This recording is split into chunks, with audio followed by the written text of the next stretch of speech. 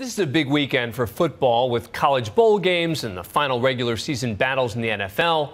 But there's another league that's shaking things up this season. This one involves tough female athletes, but instead of suiting up, they're stripping down. ABC's Juju Chang gets up close and very personal for another look at lingerie football.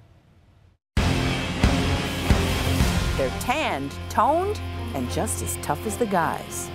No, these aren't pro athletes.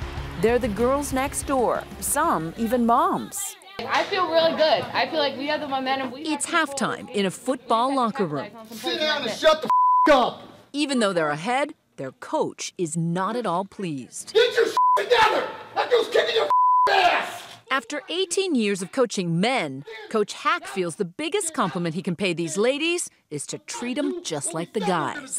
The worst defense in the league stops you.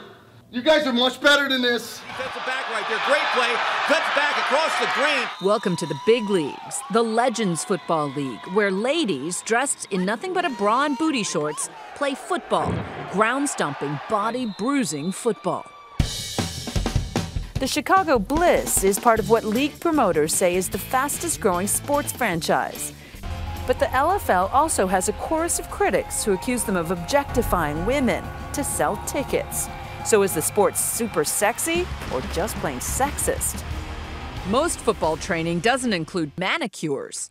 What do you think of critics who say, oh, well, you know, you're just exploiting skin? I definitely get why people feel that way, but at the same time, we're serious. It's just a costume.